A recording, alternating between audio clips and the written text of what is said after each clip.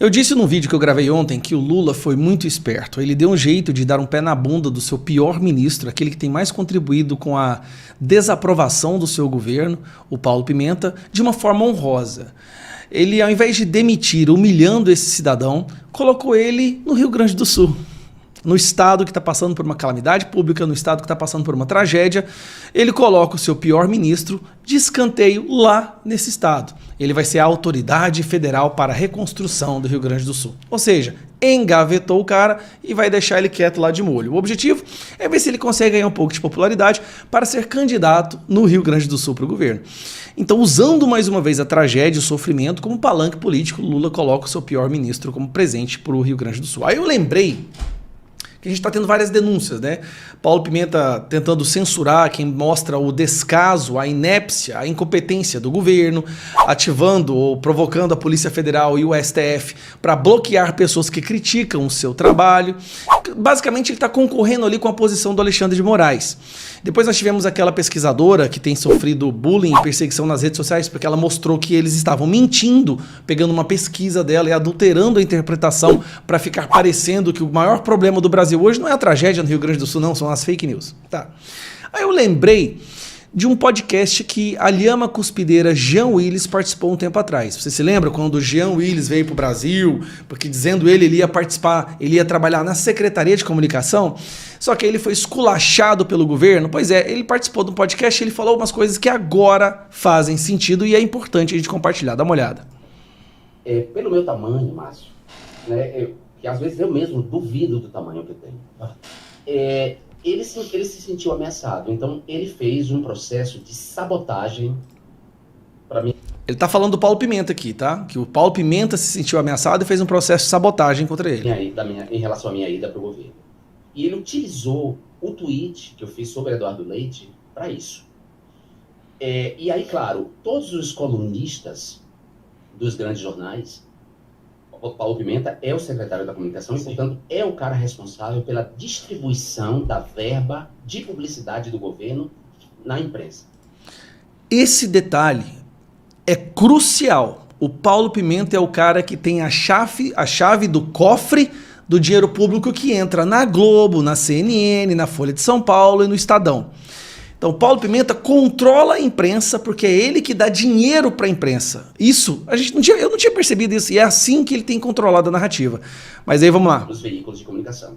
Então, ele nem precisa pedir. O simples fato das pessoas saberem que ele é o responsável por essa distribuição já leva pessoas a aderirem, digamos assim, às causas dele sem que ele peça. Então, o que ele está falando? Que ele nem precisa pedir para a imprensa impulsionar a narrativa dele ou perseguir aquelas pessoas que ele não gosta. A imprensa naturalmente fará isso para ficar nas boas graças do Paulo Pimenta e receber mais dinheiro público, entendeu? Então, todos os colunistas me defenestraram durante uma semana e era evidente que havia ali uma orientação da SECOM para isso, né? Que era parecer que eu era tóxico, que eu era radioativo para o governo porque eu havia criticado Eduardo Leite. Detalhe, Eduardo Leite votou em Bolsonaro em 2018 e fez campanha para Bolsonaro, e em 2022 Eduardo Leite ficou na dúvida no primeiro momento sobre quem votar, e ele só se elegeu governador do Rio Grande do Sul com o apoio da esquerda. Sim. Senão seria o Onyx Lorenzoni, o candidato de Bolsonaro. Que era a única criatura que não podia entrar. Exato. Mas então Paulo Pimenta fez esse trabalho de defenestração da minha imagem de uma maneira sórdida. Basicamente, o Jean Willis está falando que o Paulo Pimenta criou um gabinete do ódio para denegrir a imagem dele, ou defenestrar, como ele fala. Assim, eu vou dizer isso para você, e eu digo sem medo agora, porque eu queria dizer isso para alguém que eu gostasse. Paulo Pimenta é um mau caráter. Essa é a verdade. E, então, quando isso aconteceu, Márcio, eu pensei, na minha vida é muito assim. Eu disse, não é isso. Eu não tenho que estar no governo. Paulo Pimenta, enquanto ministro da Secretaria da Comunicação, aquela pessoa que tem a prerrogativa de colocar verba pública nos programas de marketing, de publicidade do governo, ou seja, ele dá o dinheiro para Globo, para CNN, para Estadão, Folha, para toda essa porcaria aí. Então ele tem o controle da narrativa segurando a chave do cofre. e criou um gabinete do ódio junto com a imprensa para denegrir a imagem do Jean Willis, porque ele estava com medo do Jean Willis e não queria que o Jean Willis entrasse na Secretaria da Comunicação.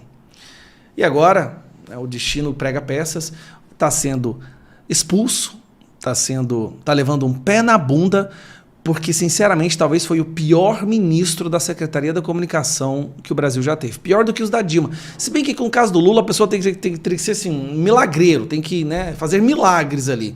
Mas a incompetência dele foi uma das mais notórias que nós já tivemos notícia na frente da Secretaria de Comunicação. E agora, para se livrar desse peso, né, desse enxume, Lula coloca ele para cuidar do estado que mais está sofrendo hoje no Brasil, já pensando para ele fazer o seu nome lá e futuramente vir como governador do Rio Grande do Sul. É isso mesmo. Imagina, Paulo Pimenta, governador do Rio Grande do Sul. Era só o que faltava mesmo, tá bom? Fiquem espertos, galera. O Rio Grande do Sul está passando por uma tragédia agora e a esquerda está querendo usar a tragédia para causar mais tragédias lá na frente. Eu sei que o Brasil inteiro está no momento de tristeza vendo um dos nossos estados, um estado tão lindo, sendo devastado por uma catástrofe natural.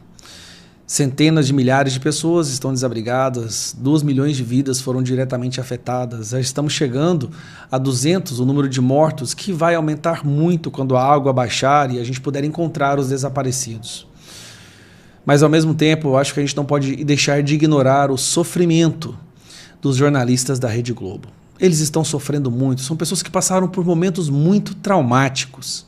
E um que ficou emblemático hoje é o sofrimento da jornalista Cantanhede. Olha, eu acho que depois desse relato do que ela passou, dos traumas que ela teve que sobreviver, não nos resta nenhuma outra opção a não ser fazer uma corrente de oração para que a paz no coração dessa senhora seja restabelecida e que ela possa encontrar aquilo que ela perdeu e possa continuar a viver a sua vida. Vamos ouvir agora o sofrimento da Cantanhede. Então, claro, né, você se põe na posição dessas pessoas que perderam tudo, né? Roubaram as minhas joias no Natal de 2023 foi doloridíssimo. Eu estou assim de coração partido, Cantanhede. Eu, de agora em diante, não vou fazer mais críticas à senhora, depois de eu ficar sabendo que a senhora passou por esse sofrimento de perder as suas joias. Mais uma vez. Então, claro, né, você se põe na posição dessas pessoas que perderam tudo, né? Roubaram as minhas joias no Natal de 2023 foi doloridíssimo.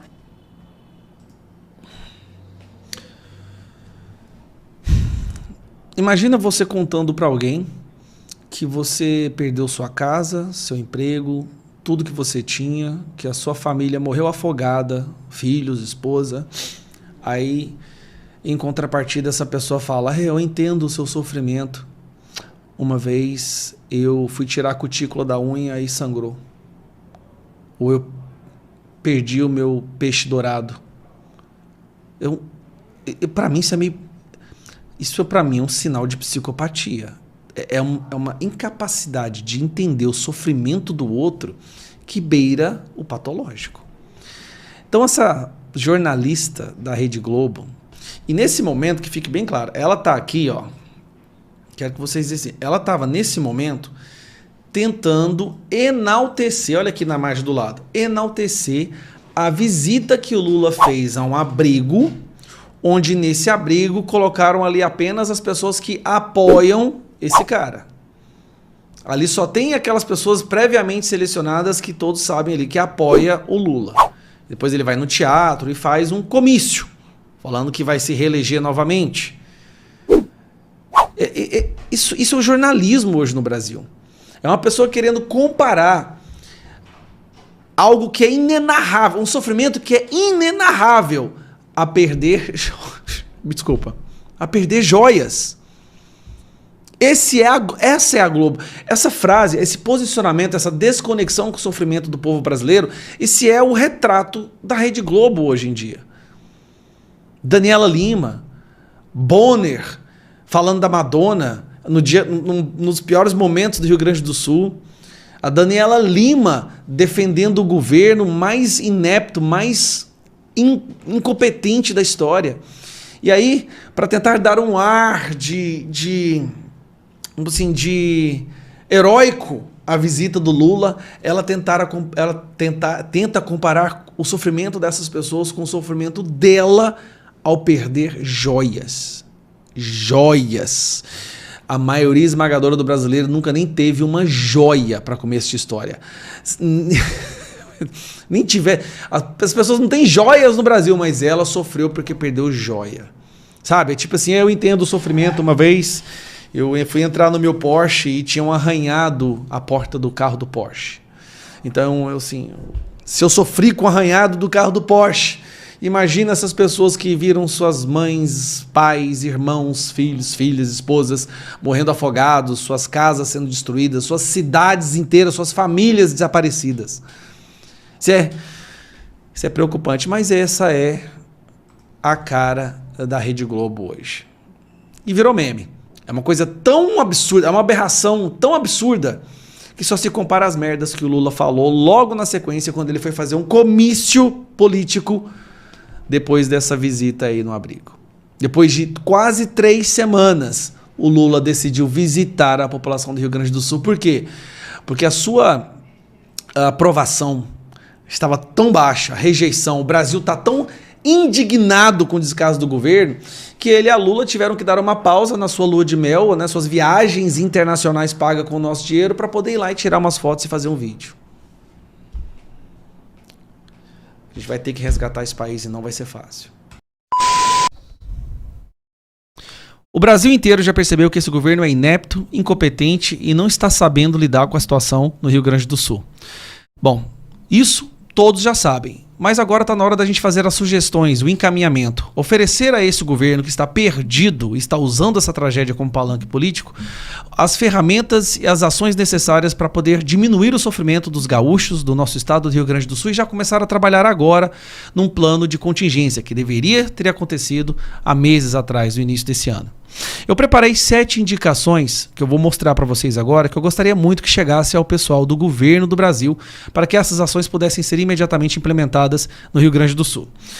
São sugestões que a gente faz ao governo através do parlamento, do Congresso, né, usando o peso do gabinete, para que eles possam, a partir dessa indicação, começar a aplicar esses projetos que a gente tem. O primeiro é providencie com urgência para a emissão de orientações claras e precisas quanto a documentos necessários para o transporte de doações via terrestre destinadas a áreas afetadas, sendo essencial que tais orientações sejam divulgadas de forma ampla e eficaz por meio de canais oficiais de comunicação do Ministério do Transportes e da NTT. Então, nós estamos vendo aí uma confusão das pessoas do Brasil inteiro em como fazer chegar até lá as doações, e muitas doações, inclusive, foram barradas, como a gente viu. Então, que eles ofereçam informações claras e precisas de forma ampla para o Brasil inteiro em como deve ser feito o processo para o envio de doações através do meio terrestre ou aquático. Essa aqui é uma sugestão para a Secretaria Nacional de Trânsito, a Senatran.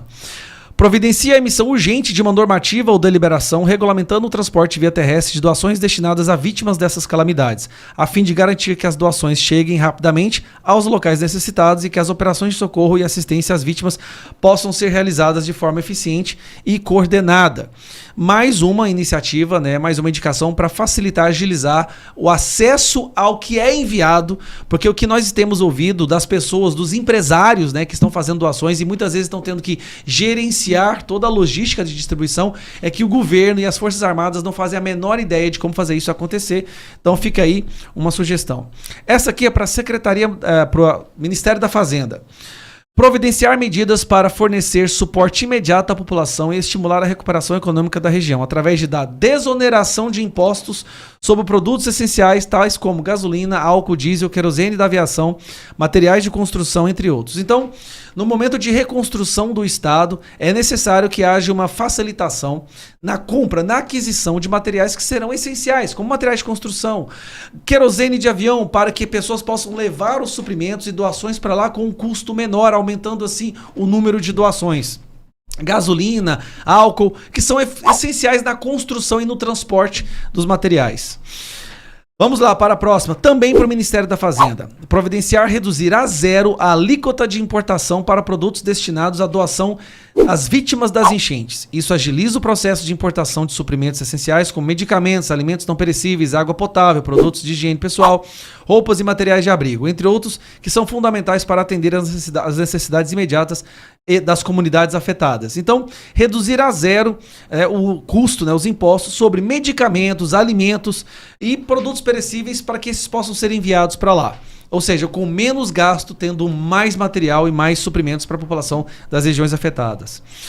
Esse aqui é uma sugestão para o Ministério da Previdência Social e essa aqui é muito importante. Providenciar a prorrogação de prazos referentes aos serviços prestados pelo Instituto Nacional de Seguro Social, INSS, na região sul, como a solicitação e concessão de benefícios previdenciários, realização de perícias médicas, afastamento por conta de incapacidade temporária, auxílio-doença, ou seja, alguém que está sobre auxílio-doença e o período desse auxílio acabar agora, que seja prorrogado. Afinal de contas, não há nem sequer uma estrutura para que essa pessoa possa ir e requisitar a prorrogação desse auxílio. Assim como auxílio-saúde e demais procedimentos relacionados à Previdência Social, essenciais para garantir o acesso equitativo aos direitos previdenciários, essencialmente nesse momento de crise e emergência enfrentados pela região sul. Aqui, para o Ministério da Educação, providenciar e direcionar parte das verbas destinadas à merenda e ao transporte escolar, visando apoiar iniciativas de assistência às vítimas das enchentes e sugerindo que esses recursos sejam utilizados prioritariamente para a compra de alimentos não perecíveis, água potável, produtos de higiene pessoal e outros itens essenciais que possam atender às necessidades imediatas das famílias afetadas.